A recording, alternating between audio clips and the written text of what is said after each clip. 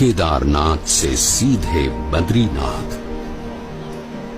एक ऐसा मार्ग जिससे गुजरने के बारे में कोई सामान्य मानवी तो सोच भी नहीं सकता था, जहां मानो मनुष्य जीवन का अस्तित्व ही नहीं था। ऐसा कुछ भी नहीं था जो मनुष्यों को जीवित रहने देने का कारण बने। अगर कुछ था तो बस कदम कदम पर खतरा।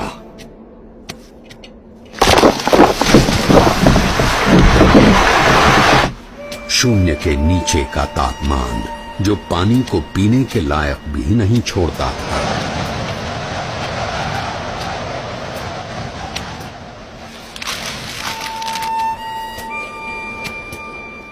मीलों तक फैली हुई बर्फ जैसे विपत्तियों का महासागर, और हर क्षण मृत्यु का आह्वान।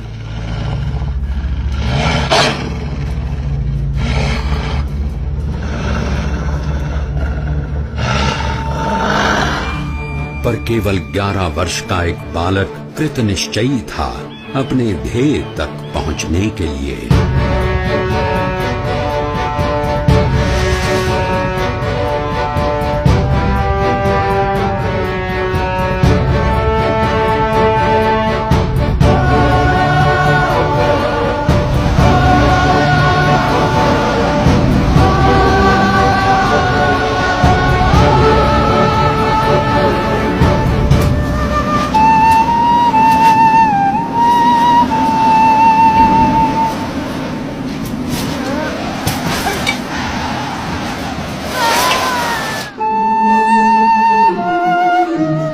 परमात्मनि यो रक्तो विरक्तो अपरमात्मनि।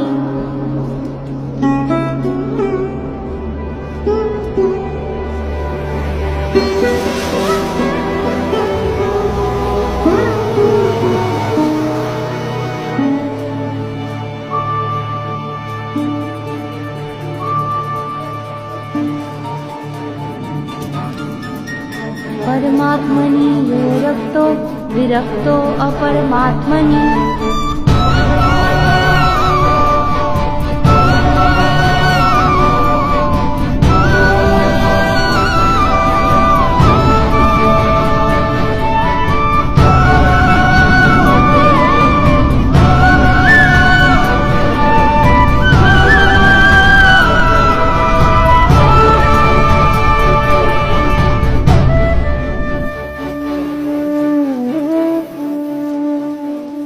इस ठंड में हम लोग यहाँ कंबल ओढ़कर भी ठीक से सो नहीं पा रहे, और वो बच्चा नंगे पांव खुले शरीर केदारनाथ से सीधे बद्रीनाथ के विकट रास्ते पर अकेला चल पड़ा है।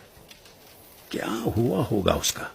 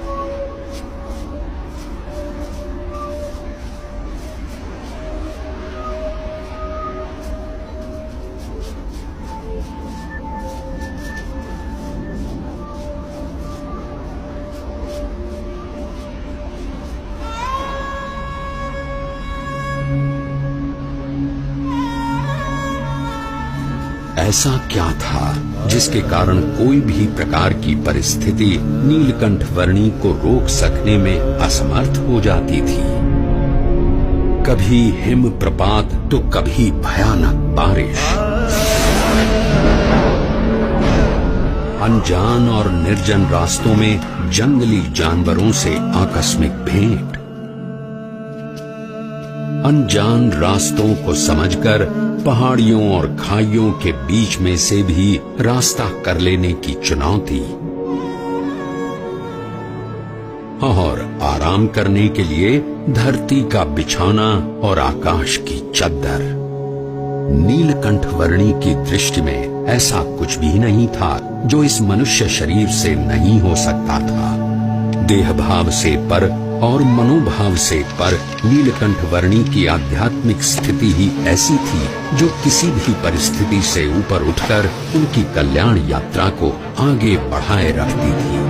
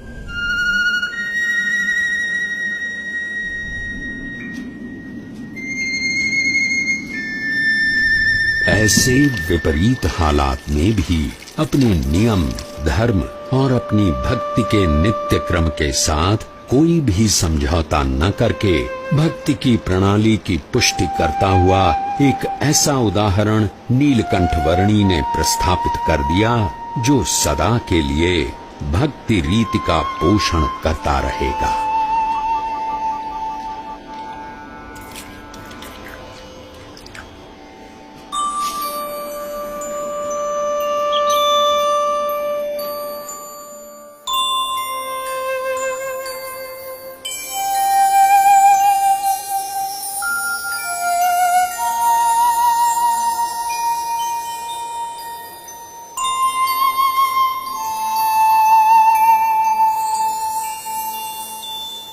आज के समय में भी कई लोग साथ मिलकर बहुत सारी सुविधाओं के साथ जिसे पार करने के लिए हिचकिचाते हैं, वैसा केदारनाथ से सीधे बद्रीनाथ जाने का लगभग 75 किलोमीटर का मार्ग नीलकंठ वर्णी ने नंगे पांव, खुले शरीर, अकेले केवल 9 दिनों में पार कर लिया।